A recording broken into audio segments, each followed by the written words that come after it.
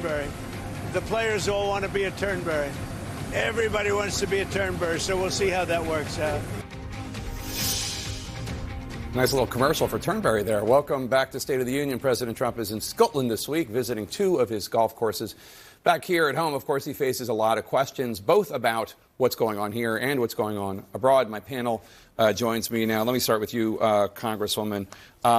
As the president went to Scotland, there were a lot of anti-Trump protests there in the streets. Not surprising, of course. They're not big fans of his in Scotland. But this trip comes as the president is facing a lot of new challenges, including the horrific starvation we're seeing in Gaza. How much pressure do you think there is on the Trump administration to take action from inside the United States? I think there's tremendous pressure, and I'm glad, finally, there is pressure. And I'm very glad that CNN and others are covering the starvation in Gaza, the suffering that is going on, and the truth about it, what's actually happening with the Gaza Humanitarian Foundation so ineptly bringing food in, and, of course, the blockade of the aid coming in. You see now what is going on is that my constituents are calling me about Gaza, are calling me about the other issues that the president is not dealing with, as he's off in Scotland promoting his golf courses. Another issue the president's not really dealing with is the Epstein files, which is a promise that he and his administration made both before he won and after. How much do you think this is a self-inflicted wound? Well, points on strategy for sending him to Scotland to focus on some meetings with the EU and other things, because sometimes when you've got a bad news story, the best thing you can do is just move away and focus on something else. This did not need to be a weeks-long story that's now permeated pop culture and beyond just politics.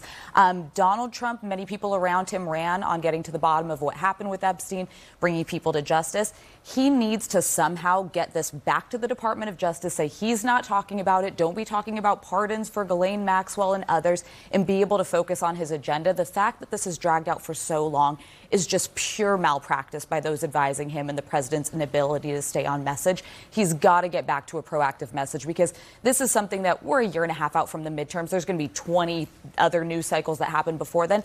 But people actually care a lot about this, and it will matter to House members who are up. And Jamal, the latest of President Trump's attempt to change the subject, he went on Truth Social last night and said that Beyonce, Oprah, and Vice President Kamala Harris should all be prosecuted for receiving or giving endorsement money during the last election. I don't think that that's going to work, but I mean, do you think he's just going to keep throwing out anything he can at the wall? Yeah, I think people are more happy that Beyonce had a Destiny's Child reunion at her last concert show than whatever Donald Trump has to say about Beyonce. The reality here is that the president's trying to change the subject, and he's not having a very good job at it. But what the Democrats know is that because this scandal has erupted, they're not able to move anything else out of the House. There was an immigration bill they wanted to move out of the House. They weren't able to get done because they had to get everybody out of town.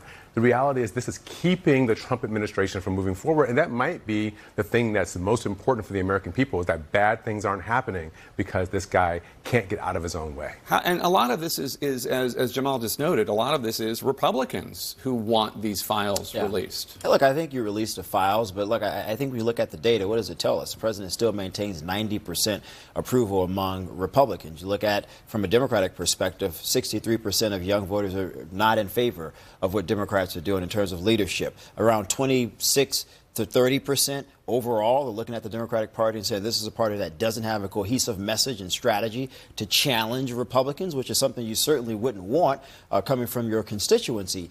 And so as it pertains to what the electoral odds are moving forward as we get ready for midterm, I think Republicans are looking at something that maintains competitiveness in terms of running against Democrats, in terms of forming a cohesive message that Republicans can run on. And I predict, Jake, if you're looking at some of the data we've seen thus far economically, the economy is probably going to get stronger towards the end of Q4, going into Q1 of 26, which again is a strong message for Republicans to run on. So, Congresswoman, it feels like every few weeks a new polling organization comes out with a poll saying Democrats are at the lowest level they've ever been. And the latest was Wall Street Journal. Democratic approval ratings hit a record low. 63 of voters having an unfavorable view of your party. What does your party need to do to climb out of that?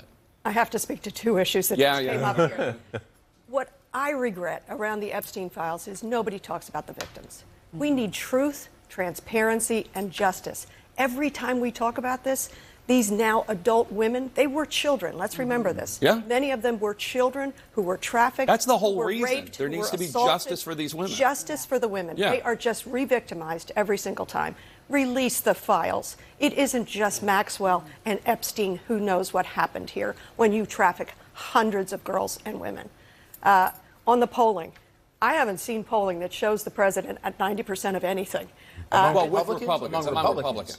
Some small slice of Republicans. Even his base is getting very upset with him over Epstein and the conspiracies and the failure to be transparent.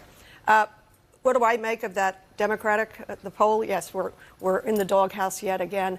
What I see and what I hear from my constituents, whether I'm answering the phone in my office or I'm out at the supermarket, everybody is anxious, upset, worried. They're worried about Gaza. They're worried about war crimes in Ukraine. They are worried about tariffs. They can't plan because businesses can't plan. They're also now worried about things they weren't worried about. Medicaid. Tens of thousands of my constituents are at risk of losing Medicaid support, whether it's for substance abuse or for their disabled child.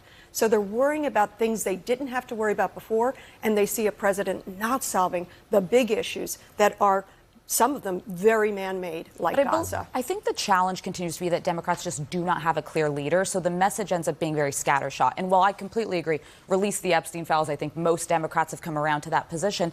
You just had these earnings calls where you have major companies that are having significantly less economic success than they had predicted they would when Trump came into office. Because of the unpredictability of the tariffs. But this is not the lead story among Democrats, the economic impacts of some of the more reckless aspects of the president's agenda. Instead, it's sort of, well, now we're on board with releasing the Epstein files, something they really didn't talk about for the 4 years that Joe Biden was in office. And I'm just waiting for that moment, to, a year out from midterms, where they're going to unite around, this is our proactive message, this is what we're going to do different than Donald Trump, here's our economic plan. And it seems, again, to just be scattershot, where it's an issue here, it's an issue there, but not one cohesive plan. That's incredibly important. I've been saying this for months on these shows. Democrats are doing a fantastic job at the anti-Trump messaging. And the reason why we have the big, whatever, bad bill, the reason that bill is where it is because Democrats were making those effective messages. What we do not know yet is what the Democrats want to do, what's their vision for making the country a better place, and how is it going to work for working people. And I would just say to you, Democrats are still beating Republicans by 3 points in generic head-to-heads in these congressional races. That message is not to an increase in their support numbers. The stock market has added $10+ trillion. Look at the big 5 tech companies in this country. They're adding value to investors in real time. You can't just overlook that. I serve on Foreign Affairs Committee. We travel to different countries, and leaders are baffled by what's going on around tariffs. All right. Thanks, one and all, for being here. Coming up next, we're going to show you why the new campaign trend might be pumping iron. Hey, everybody. I just finished my workout. Hope you got your workout in.